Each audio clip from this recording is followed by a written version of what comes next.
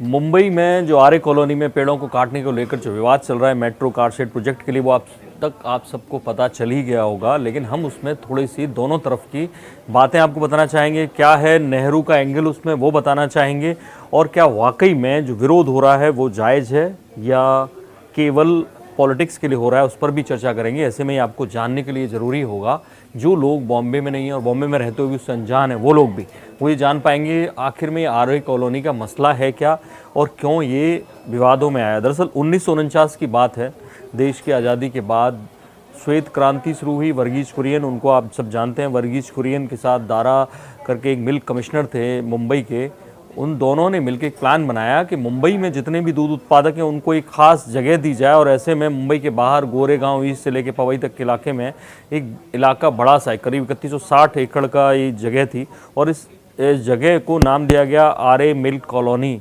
और आरे milk colony basically वही जगह है जहाँ झगड़ा हो रहा है। और उसमें ढेर सारे दूध उत्पादकों को बुलाया गया, उनको जगह पट्टे पर दी गई और नेहरू जी को बुलाया ख़ास तौर पे। और नेहरू जी की तस्वीर आप देख सकते हैं, उस वक्त एक पौधा लगा रहे हैं वहाँ पर। 1949 में ऐसे उद्घाटन किया उन्होंने इसका। 77 में उसमें से, उस ज़मीन में से 490 एकड़ का टुकड़ा निकालकर फिल्म सिटी को दे दिया गया।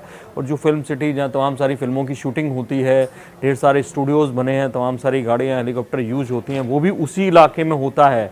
और इसके अलावा उसी एरिया में पास में एक संजय गांधी बायोडाइवर्सिटी पार्क है। और दरअसल ये बोरीवली नेशनल पार्क हुआ करता था। 84 वर्ग किलोमीटर का करीब एरिया है, जहाँ कन्हेरी गुफाएं भी हैं। तो ऐसे में वो प्रोटेक्टेड एरिया अलग है।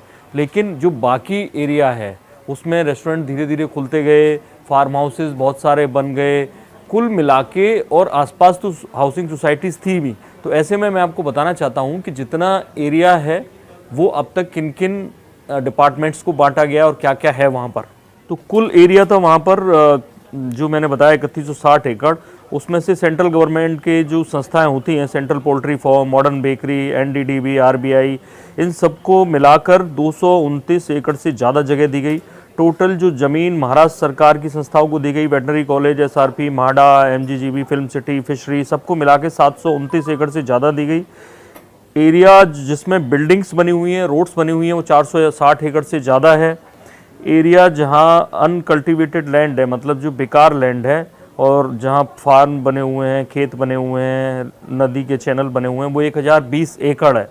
और एरिया जहाँ पर लॉन और गार्डन्स, जो मैंने आपको बताया कि ढेर सारे फार्म हाउस, लॉन्स, गार्डन्स ये सब बन चुके हैं, बाग बन चुके हैं, वो 537 एकड़ है। और ऐसे में जो सोशल फॉरेस्ट्री लैंड आती है वो कुल मिला के कुल 183 एकड़ पर है।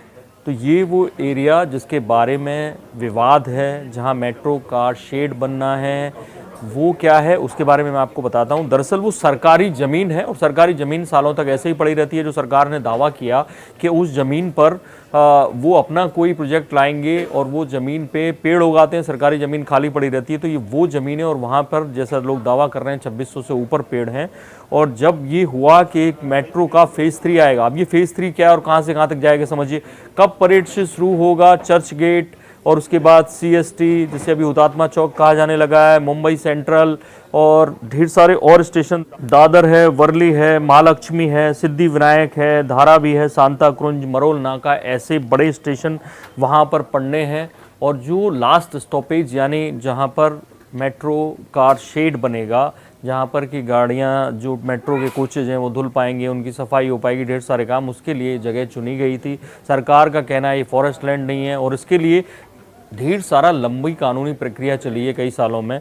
कोई ट्री अथॉरिटी के पास गया, एनजीटी के पास गया, वहाँ से सुप्रीम कोर्ट गया मसला, हाई कोर्ट आया, बीएमसी को लेकर, एमएम जो महाराष्ट्र की, जो मुंबई की मेट्रो रेल कॉरपोरेशन है, उनको लेकर ढेर सारी मीटिंग्स हो चुकी हैं, ढेर सारी जगह सुनवाई हो चुकी है। और हालिया जो फैसला आया है वो मुंबई हाई कोर्ट का आया है कि कैसे ये ज़मीन फॉरेस्ट लैंड नहीं मानी जा सकती। बगल में प्रोटेक्टेड फॉरेस्ट लैंड है ऑलरेडी, और ये जो एरिया जिसके बारे में कहा गया कि वो फॉरेस्ट लैंड नहीं है। तो ऐसे में ये विवाद शुरू हो गया। इसमें दो पार्टियां ऑलरेडी कूद गई, कांग्रेस और एनसीपी, और उसके साथ आदित्य ठाकरे भी हैं।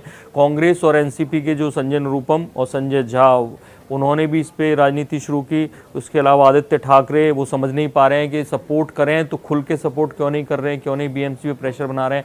इधर बीएमसी ने ये भी इजाज़त दी जो मुंबई की मेट्रो रेल कॉरपोरेशन है कि वो कुल मिला के जिनका प्रस्ताव था कि 460 जो पेड़ थे उनको वो करीब वो कर दे, ट्रांसप्लांट करते दूसरी जगह, उतने के बोले वो राजी थे, लेकिन 2000 पेड़ फिर भी काटने पड़ते।